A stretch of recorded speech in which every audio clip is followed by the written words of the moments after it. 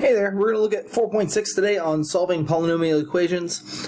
Two objectives with this: that you're going to be able to factor polynomials and solve polynomial equations by factoring, and that comes into ACE1, which we've used before to solve equations and inequalities in one variable with real-world application.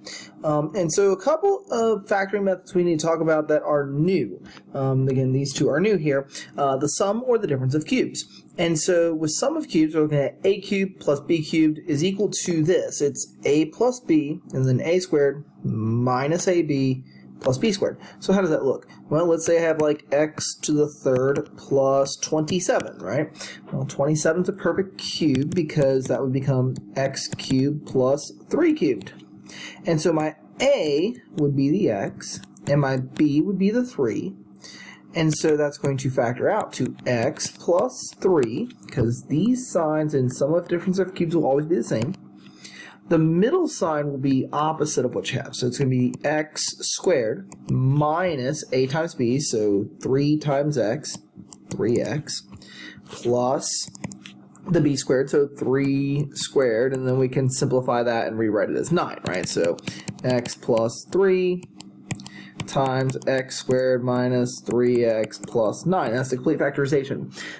The quadratic part of that will not factor normally unless it's a higher degreed function or there's a GCF involved. And otherwise, it won't simplify. Now, the same happens for the difference of cubes. And so if I had, for example, like let's go with 8x cubed minus 1. Well, that would factor out to 2x cubed minus 1 cubed, right? So my a would be the 2x, my b would be the 1, and so I'd be able to factor this out, 2x minus 1, because again, the first sign will always match, and the second sign, so that's going to be 2x squared, so we'll square that in a moment, plus 2x times 1, so just 2x is what that'll come out to, and then plus the 1 squared, and so we can simplify all that. We'll have the 2x minus 1 first, and then we're going to get 4x squared plus 2x plus 1 in the second parenthesis, and so that would be the factorization of the sum or difference of cubes. And so let's look at a problem like this, x cubed minus 400. Can this be factored? So can this split up? Well, let's look at the x cubed, right? So that would be just x to the third, right? How about the 400? Is there something times itself that'll give you 400? There's not. 400 would be 20 squared, but there's nothing that will multiply to give us the 400. So this one is prime. Let's look at the second one here. 24x to the fifth plus 3x squared y cubed. And then if it cannot be factored, write prime. Well, this one actually has a GCF that'll factor out first. 24 and 3 share something in common. This is x to the fifth and x squared. And so I'm going to be able to factor out a 3x squared first. And then get left with 8x cubed plus y cubed. Well, 8's a perfect square, and this is to the third power, and this is to the third power, so this would be a sum of cubes in this case. So the question becomes, how does this factor out? Well, this is 2x to the third plus y to the third. And so this would be my a, and this would be my b, and so this 3x squared will stay out front forever. We'll come back to that in a second. And so I'm going to get 2x plus y, because again, this sign will match this sign here. And then I'm going to get 2x squared minus the 2x times the y plus y squared. And so my final factorization here, the 3x squared that we had originally is still sitting out front there, biding its time. And then I've got the 2x plus y, and then squaring that, so we're going to get 4x squared minus 2xy plus the y squared, and that is the final factorization of this. It's everything here to factor that polynomial. Okay, so again, make sure you pay attention to look for GCFs, look for things that are involved with these problems. Okay, and so this table here is just a review of different factoring techniques that we've learned before. Remember that you're always going to look for a GCF first. Doesn't matter how many terms there are. If there are two terms, remember we looked at difference of squares in quadratics, and then these are the two that are part of this lesson here, and these are the general cases. This is how it factors out. You need to know these factorizations, so make sure you put them on a note card, put them on something that you're going to remember how they factor out. If there are three terms, we've got two routes we can go. We can look at perfect square trinomials, and remember that's where complete square comes in nicely too, if we can use it to get us a factoring method if we're dealing with an equation. And then any general trinomials, remember we're going to use factor by grouping or the X puzzle to get us to the factorization of it, right? And if there's four or more, we do have to go factor by grouping. And so like we see here, these two would share an X, these two share a Y, and then the inside parts here are the same. So that becomes that front parenthesis there. Okay, so we're going to use these different factoring methods to both factor and to solve polynomial equations. And so looking at this first one here, factor by grouping, just remind ourselves, how do we factor by grouping? X cubed plus 5x squared minus 2x minus 10. And so remember, we're going to take the first two terms, right? X cubed and 5x squared. What do they share in common? Well, they don't have any coefficients in common, but they do have an x squared. And so factoring that out, we're left with x plus the 5. And from the second two, one thing to remember, you're always going to pull this sign out, so the minus sign will be there. 2x and 10 will share a 2, and factoring that out, negative 2x divided by negative 2 is a positive x, and negative 10 divided by negative 2 is a positive 5. Remember, if you're kind of confused, remember that factoring is the undoing of distributing something, right? If I were to multiply this negative 2 in, I better get what was underlining green here. And so this part and this part are the same, so that's going to come out front. The x plus 5, I'm only going to write it once. And then I've got x squared minus 2. And so if there's nothing else to do, this is done, right? This x squared minus something could lead us to a difference of squares. But it's minus 2, so we're not going to worry about it for this problem. And so that's all we're going to do on that. And so moving on to example B, we see that we've got four terms here. We've got quite a few variables involved. But again, don't be too afraid with this. Just look at the first two first. Again, if there's four terms, just look at the first two first. And so what do a squared and 3ay share in common? They only share an a. So we're going to get a plus 3y left behind. And then from these two, what do they share in common? Well, remember, you're always going to pull this sign, so put the plus here. And then you're going to get 2ay squared and 6y cubed. And so 2 and 6 will give you 2. And these also share a y squared. And so what's left from this? Just an a. And what's left from this is a 3y. And so these two parts are the same. And so we're going to get a plus 3y. And then the leftovers, a plus 2y squared. Again, looking to see if anything else can be factored out. There's no GCFs. There's no, again, remember, we would only have a sum of cubes, not a sum of squares. And so we don't have those in either of those cases. And so we're going to combine now methods to be able to work with these. And so factor this polynomial, x squared y cubed minus 3xy cubed plus 2y cubed plus x squared z cubed minus 3xz cubed plus 2z cubed. And so again, you're looking for if there's first any GCF among all of these. There's not a GCF among all. And the question becomes, how are we going to do factor by grouping? Are we going to do 2 groups of 3 or 3 groups of 2? You can do either method. Your best method here, if you look, all of these contain in the first 3 and the last 3 the same thing. And so in the first 3, they all contain a y cubed. And so it's going to leave us x squared minus 3x plus 2. In the back half, we're left with a plus z cubed. And what's left behind? X squared minus 3x plus 2. Well, look what we get left behind here. Look at this. The part that's in parentheses. it's exactly the same.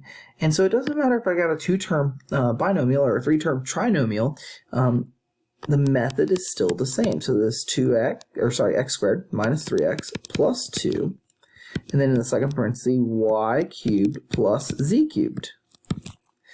And so this first piece is a trinomial. It's not a perfect square trinomial, but we can factor it. And so do exponential here. We're going to get 2 on top, negative 3 on the bottom, and so it's going to be negative 1 and negative 2. So this will factor out to x minus 1 and x minus 2. The other piece, this one, is a sum of cubes. And so my a is going to be y, and my b is going to be z, because they're both to the third power. And so I'm going to get y plus z times y squared minus yz, because remember the sign here and the sign here will be different. In the first parenthesis, they're the same, plus a z squared. And so is there anything else I can do with this? No. X minus 1, x minus 2, y plus z, and y squared minus yz plus z squared. All of this is the final answer. Okay? So again, don't be afraid when you see larger problems. Just think through what could come out first. So let's look at B, a little bit of a simpler example here, not as large of a power, right? And so we got 64x to the 6th minus y to the 6th. And so you're thinking, well, it's a 6 power, it's not a square, it's not a cube. And so you're right. And so let's look at a method that we could use here to factor this. Now, this one's kind of an interesting duck, because I could do the difference of squares on this. Because 64 is a perfect square, and even powers can be divided by 2. Or I could also do this problem as a difference of cubes, because 64 is a perfect cube. 4 times 4 times 4 is 64, and then 6 will divide by 3. And so I'm going to show you both methods here. And so if I'm doing this as a difference of squares, my a would be 8x, and then we're going to take half the power, so cubed, and my b would be just y cubed. And so remember the difference of squares formula is a plus b and a minus b. So I'm going to get 8x cubed minus y cubed and 8x cubed plus y cubed. And so this piece here is a difference of cubes. And so I'll use c and d here for this part. So this would be 2x, and this is going to be y. And so we're only dealing with the first parenthesis here. And so this is going to be 2x minus the y. And it's going to be 4x squared, because it's the 2x squared, plus 2xy plus y squared. And then the parenthesis that was on the back side will just come down, 8x cubed. Well, actually, hold on. This is a sum of cubes, right? 8x cubed and y cubed. So again, we're using our c and d. So now I'm going to get 2x plus the y. And I'm also going to get 4x squared minus 2xy plus the y squared. And so all of this is the factorization of this problem. Now, I said I could do it with difference of squares, or I can do it with difference of cubes. And so with difference of cubes, the same idea follows. You've got to ask what's our a and what's our b to start. Well, if I'm doing difference of cubes, I'm dealing with 1/3 of this power, and so it's going to be 4x squared and y squared. And so when I factor that, it's going to be 4x squared minus y squared. And so the second parenthesis, remember, is going to be the 4x squared, and so it's going to be 16x to the 4th, plus, because it'll be the opposite of the sign, 4x squared y squared, because we're just multiplying the a and the b together, and then it's going to be this term, get rid of that little part there. So plus y to the 4th. Now, this looks convoluted, right?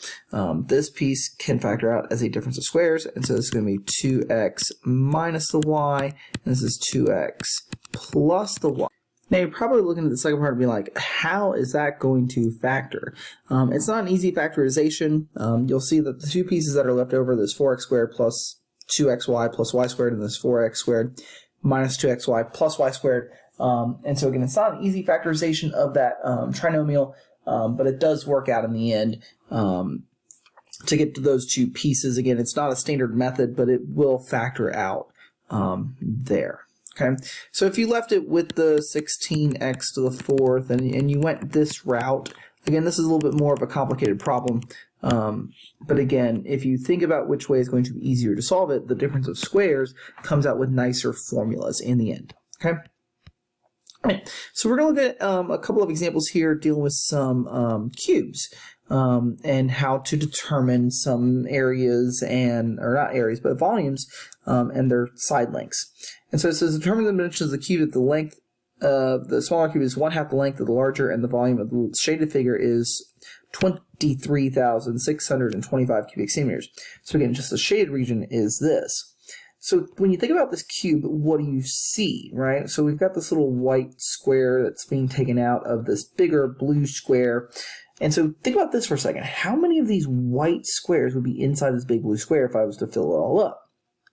Well, it's half the length and half the width and half the height, right? So I could fit two this way, I could fit two this way, and I could fit two this way. So how many of these would be in here? Well, I could take this like this, right? And so you kind of start to see what this picture looks like. Is that in this picture, how many cubes would there be? Well, there'd be one here, one there, one there, one there, one on the back side that we can't see, one here, one here. And so there's a total of 8 cubes. And so that's going to be important to understand this problem. Now, can we deal with it in other methods, right? So when we think about volume, remember it's length times width times height. But I'm dealing with two volumes here. I've got the volume of the blue region, or the total region, right? And then I've got the volume of the white region. Again, a length times width times height. And so of the original area, it's 2x to the third, right? Because it's 2x by 2x by 2x. And the length of the white area is just x cubed. And so the volume of the blue region would be equal to 2x cubed minus the x cubed. Now that's going to give me that 2 cubed is going to be 8. And remember we said how many of those little white squares are going to be in there? 8. And if I take away one white square, I'm left with 7x cubed. And so that 7x cubed is equal to the 23,625. And so 23,625 is equal to 7x cubed.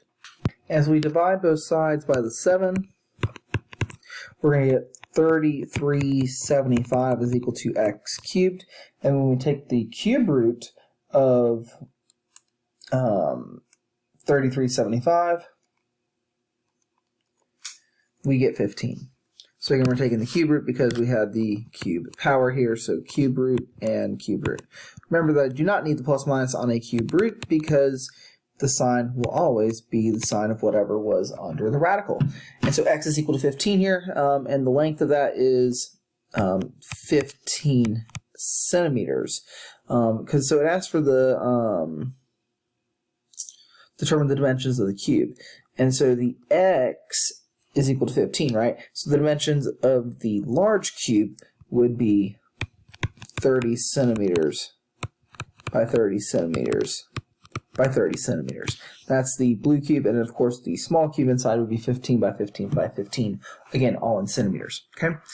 And so when we look at B here, a similar problem, going to be set up the same way, right? We've got the exact same picture with 2x, 2x, 2x, and then x is on the inside, and 5103 is now our volume. And so pause this video real quick, try this one, and see what you get.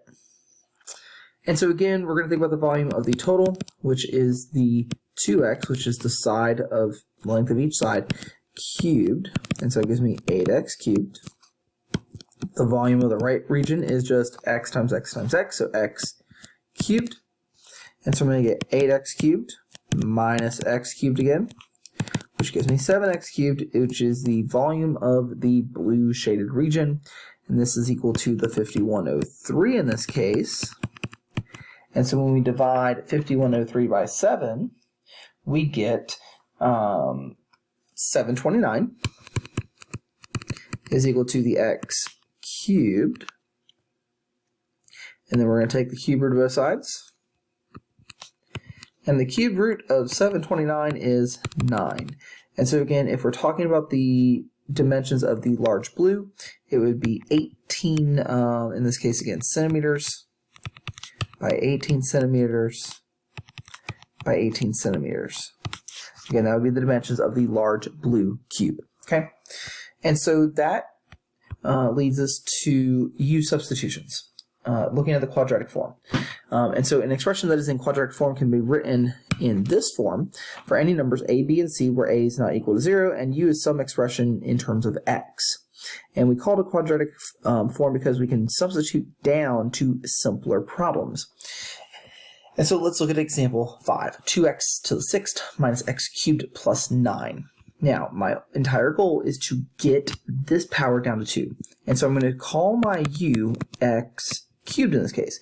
Now, I'm going to tell you the easiest thing about these. You need to look at the middle. The middle is always going to be your u in terms of x, right? Because if you double that, you should get the power here, right? So 3 times 2 gives you 6. If my middle was 5, x to the 5th, we would have x to the 10th. It would be the top power. And so when I do this u substitution, watch what happens. I'm going to get 2u squared minus u plus 9. I'm dealing with just regular quadratic now. And we would use that to be able to factor, because I could take this and take the 18, and we got the negative 1, right? If it would factor, then it would factor out, right? I could also use it to complete square or use the quadratic formula. Again, quadratic formula is a little tricky when we do use substitutions because you're coming back to an x cubed instead of just an x. So there's some things involved there. So again, write this one in a quadratic form if possible. Look at the powers here. The middle power here is cubed, but my top power is only to the 4th. So my u will not work here because remember that your middle has to times by 2 to give you the top. And so this one is not possible to write in a quadratic form because it is not, the power doesn't do the right thing. So either this power would have to be 2 or this power would have to be 6 to get this proper. Okay, and so solving equations in quadratic form, let's look at this one. And so we're going to use our u substitution that u is equal to x squared. And so we're going to get u squared minus 29u plus 100 is equal to 0.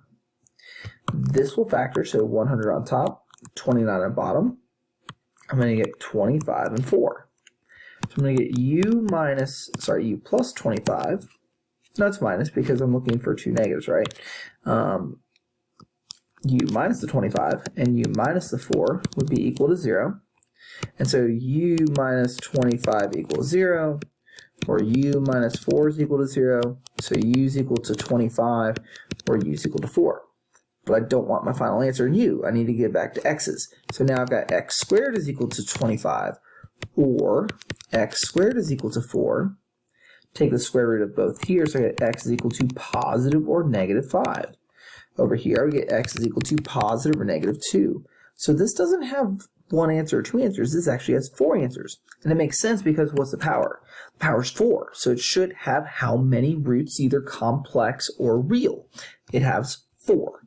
And so my 4 roots would be positive or negative 2 and positive or negative 5. And we could list it all out. Negative 5, negative 2, positive 5. This is just the shorter way to write that out. Okay, we look at this last example here. X to the 6th minus 35x cubed plus 2/16 is equal to 0. So again, our u substitution. What are we going to substitute? Again, we're always going to go with the middle as long as the middle doubles up to the top power. So we're going to get u squared minus 35u plus 2/16. Doing our x puzzle, 2/16 and negative 35. What's going to multiply to 2/16 and add to 35? If you guessed a negative 8 and a negative 27, you are spot on.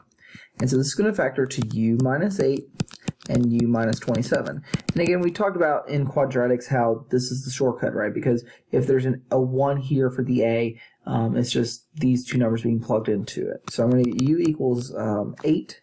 And skipping a couple steps here because, again, we've set them both equal to 0, solve, so add the 8, add the 27, right? But I need to substitute back to x cubed. So x cubed is equal to 8, and x cubed is equal to 27. So I would take the cube root of both sides, right? Cube root here, cube root here, cube root here, cube root here. And so I'm going to get that x is equal to 2, or x is equal to, not 27, but 3. So this only has 2 solutions, but that's because these are actually repeated solutions. The cube means that this would happen 3 times, so 2 happens 3 times, and 3 happens 3 times. Okay, and so we're almost done with this. Actually, I think we are done. Yep, that's it. The scroll bar was a little deceiving there, but that is the end of this lesson. Again, I know it's a little long. Remember, you have some time to work on this. If you have questions, make sure you check out the Zoom session from 1 to 2 o'clock, and I'm here to help you. Just, you gotta let me know. Make sure you turn in your work. Y'all have a great day. Bye. Oh, forgot the word of the day. The word of the day is quadratic. So again, the word of the day is quadratic. Y'all have a good one.